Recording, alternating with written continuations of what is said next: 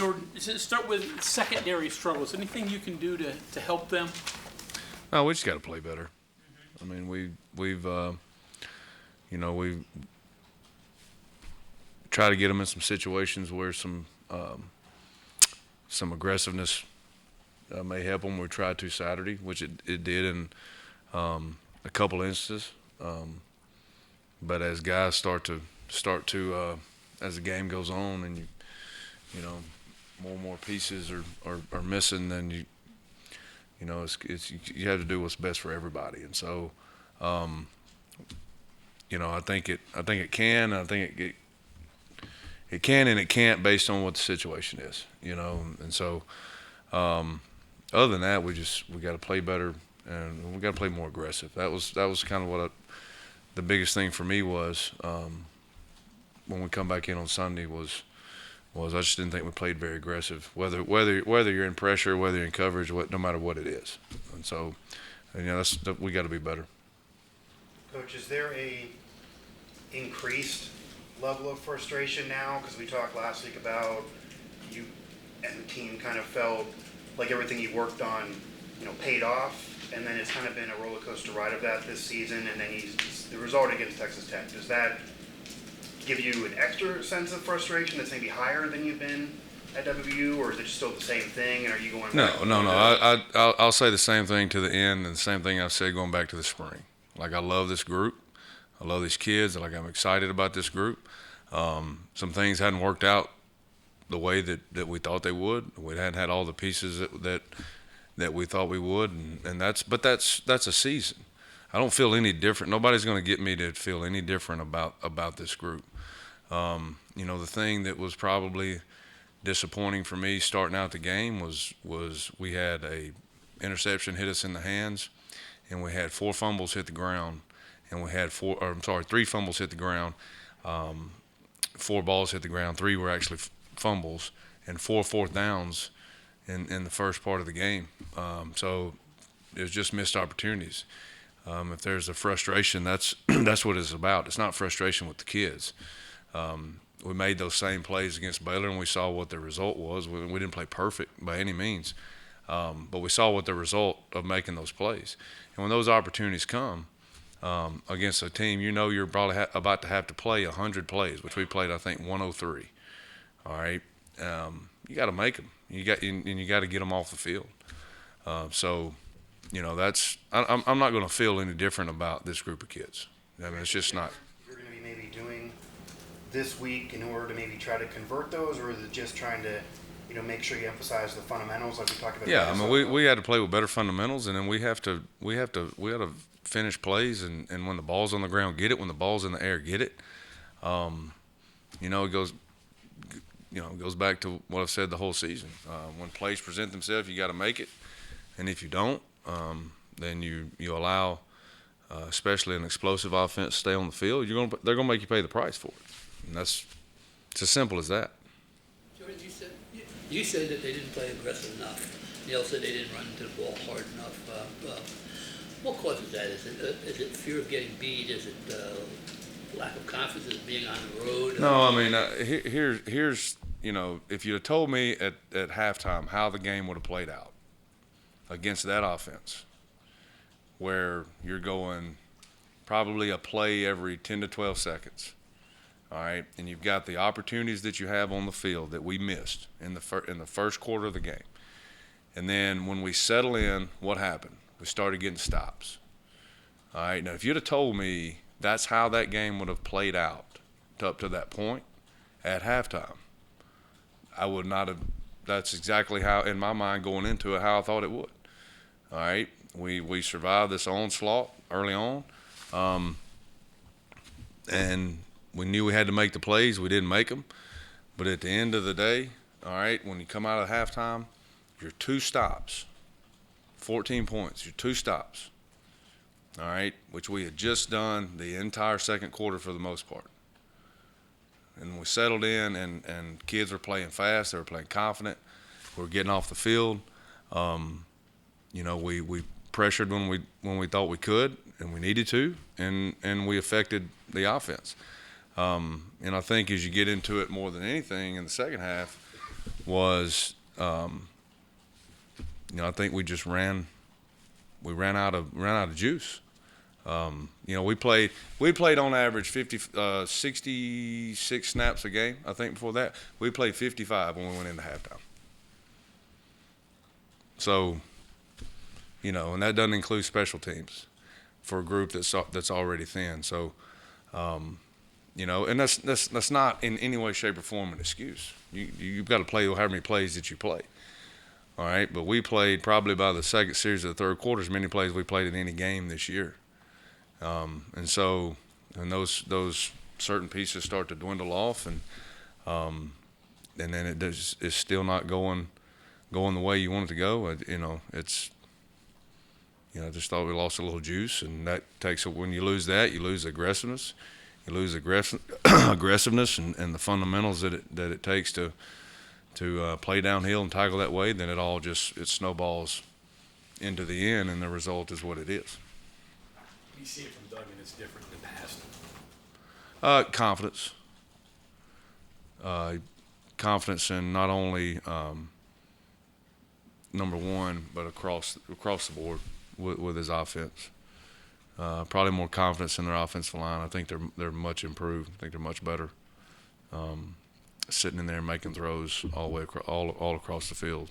That's the biggest thing I see. How much of their run game becomes the focus? I mean, I know Duggan gets a lot of credit, but it seems like Miller is really having a heck of a year. Yeah, and what I just said about the offensive line, I think that's probably the biggest thing, the biggest improvement that I see, which helps with all that. Not only Duggan running the ball, but the running backs. If you ask me what the concern is, it's every bit of it. They're really good at it. It's good offense. Jordan, risk reward of blitzing with the secondary that's had some issues. How do you balance it? This is the way I see risk reward. All right, and when you talk about blitzing, depending on the structure of it and what you think you can and cannot do, field positions a piece, situations a piece. And I do understand that people are going to enjoy, let's say 10 times, right? That people are going to enjoy the 5 times that you create a negative play. Well, what are those other 5? Right? Because if they're touchdowns, they're still 35 points. Right? So nobody remembers that, you know what I'm saying? That's how I view it. I just think you have to know when and where. And I probably in the second half didn't, and that's on me, but I probably didn't enough. So when I talk about lack of aggressiveness, I'm not only talking about the players, I'm talking about myself as well. So, that's something that you got to just have full confidence in and pull the trigger. And it's easy to talk about, but when you actually get out there in the situation and do it, there's things that you like, and there's things that give you hesitation, and you got to make that decision within those 12 seconds. And so probably should have made more of them. Issues with yards after the catch. You see it more tackling, or is it? Yeah, it's all tackling. It's all tackling. All tackling? It's all tackling. How do you get it corrected for them? It's a fundamental of tackling. So it's a simple fundamental of tackling. There's you see it across the board in the game now. I think the biggest thing that I see, and I've always talked about, is keeping your feet moving through contact. That's probably the biggest negative. Is I don't think a lot of times our guys make a physical hit, but there's nothing. If your feet die, then it's like cutting your engine off in your car. It dies right there. So it's just a fundamental issue. And I go back and watch Saturday. That's what it was. It's as simple as that. With the lack of practice ability to tackle, can you get better at that at this point in the year? I don't. Yeah, you try. You have to. You're gonna not try to get better at something. you know, with everything, especially this season in the game, you know, that goes on from the rules and what is and what isn't a proper hit and whatnot.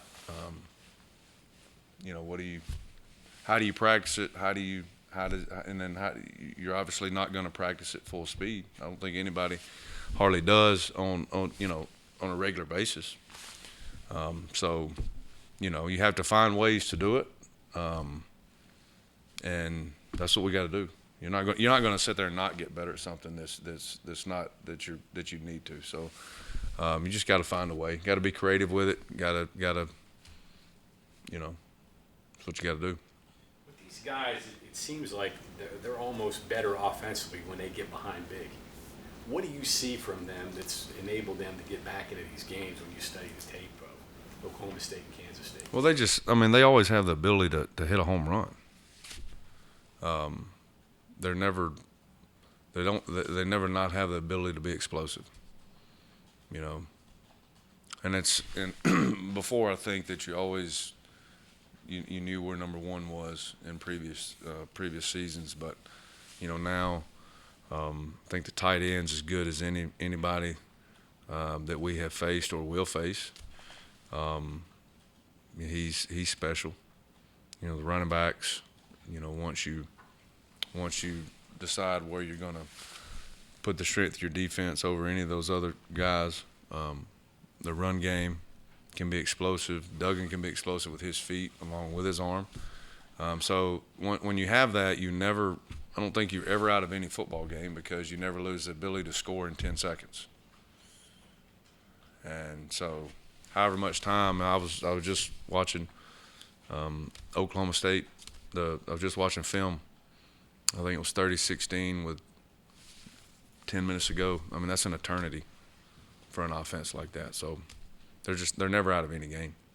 Hey, Jordan, not to single on one player position, but the Dixon injury and Spear, I think you're only really playing two guys there, right? And that's kind of an important guy for run defense and edges and all that. Mm-hmm.